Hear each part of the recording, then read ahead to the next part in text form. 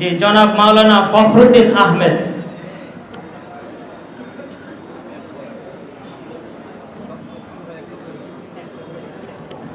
আসসালামু আলাইকুম রহমতুল্লাহি ওয়া বারাকাতুহু। আলহামদুলিল্লাহ ওয়াসসালাতু ওয়াসসালামু আলা রাসূলিল্লাহ ওয়া বা'দ। সম্মানিত সভাপতি হযরত, আসাতিজা ইকরাম, ওলামা ইকরাম, দিনী ভাইরা, মুহতারাম প্রবন্ধকারের উপস্থাপিত প্রবন্ধের সকল কথার উপরে ঐক্যমত পোষণ করি এবং এই প্রবন্ধের আলোকে আল্লাহ যেন আমাদেরকে জীবন গঠন করার তৌফিক দান করেন। রাসূল সাল্লাল্লাহু আলাইহি সাল্লামের যে কয়টা কর্মসূচি ছিল তার মধ্যে অন্যতম কর্মসূচি ছিল ইউআল্লিমুহুমুল কিতাবা ওয়াল হিকমা ওয়া ইউযাক্কিহিম। তিনি আল্লাহর কালাম তেলাওয়াত করবেন এবং কালামের তালিম দেবেন, জ্ঞানবিজ্ঞান শিক্ষা দেবেন। রাসূল সাল্লাল্লাহু আলাইহি সাল্লাম সর্বশ্রেণীর ছাত্রছাত্রীদেরকে শিখিয়েছেন, একজন মাত্র ওস্তাদ, এবং এই শিক্ষার মাধ্যমে তিনি জাহিলি যুগে এমন একটি সমাজ তৈরি করলেন যেই সমাজে কোনো অন্যায়, অবিচার, পাপাচার ছিল না। রাসূল পেরেছেন, আমরা কেন পারি না? রমাদান মাসে কেন দর্শন হচ্ছে? ছোট্ট শিশু আসিয়াকে দর্শন করেছে তার আপনজন, আত্মীয়। অনেকেই পরামর্শ চাচ্ছেন, ওলামা ইকরাম আপনারা একটু পন্থা বের করুন, কিভাবে সমাজে কাজ করলে পরে সমাজ থেকে দর্শন যেতে পারে।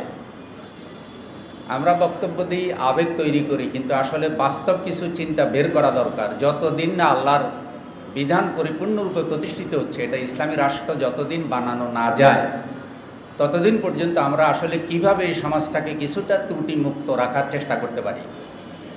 আমাদের একটা পরামর্শ আমরা দিয়েছি, এখানেও আমি এটা শেয়ার করতে চাই, যে দাওয়াত যেটা দাঁড়াইল্লাহকে রাষ্ট্রীয় কাজে পরিণত করা। ওয়াজ মাহফিল হয়, পীর সাহেবগণ খানকা থেকে দেন, মাদ্রাসা থেকে উস্তাদরা দেন, কিন্তু রাষ্ট্রীয় পর্যায়ে কোনো মোবাল্লিগ নেই। এবং রাষ্ট্র শুধু কেবল টাকা পয়সা দেবে, রাস্তাঘাট তৈরি করবে, এটাই রাষ্ট্রের কাজ নয়। রাষ্ট্রের অন্যতম দায়িত্ব হলো এমন জাতি তৈরি করবে যেই জাতি অপরাধ করবে না, জান্নাতি হবে, এবং যেই জাতির মধ্যে কোনো পাপাচার থাকবে না। আর সেটা তৈরি করার জন্যই মূলত তালিম তাজকিয়া প্রয়োজন। সেই হিসাবে বিভিন্ন এলাকায় ইউনিয়ন ভিত্তিক, জেলা ভিত্তিক সেই দাঁড়িল আল্লাহর কাজটাকে রাষ্ট্রীয় কর্মসূচি হিসাবে নেওয়া যেতে পারে। শিক্ষকদেরকে যদি প্রশিক্ষণ দেওয়া যায়, সেনাবাহিনীকে যদি প্রশিক্ষণ দেওয়া যায়, তাহলে কেন দেশের জনগণকে তালিম তাজকিয়ার আওতায় আনা যাবে না? বিশ্বের বিভিন্ন দেশে রাষ্ট্রীয় পর্যায়ে মোবাল্লিগ নিয়োগ করা হয়। এটা করলে, এবং ইসলামের যে দিক নির্দেশনা, শাস্তি, যেটা কোরআনের আইনের কথা বললেই তাদের গায়ে আগুন জ্বলে উঠে।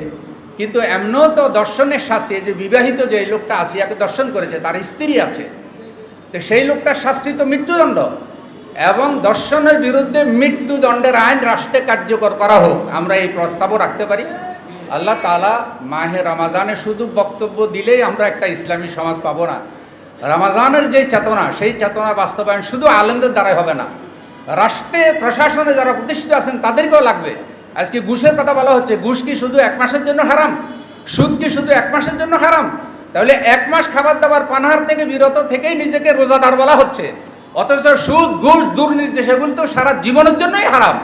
সেগুলি যদি সমাজ থেকে দূর করা যায় তাহলে একটা নিরাপদ সমাজ আশা করা যায়। আল্লাহ আমাদেরকে তৌফিক দান করুন, আমিন। আসসালামু আলাইকুম ওয়া রাহমাতুল্লাহ।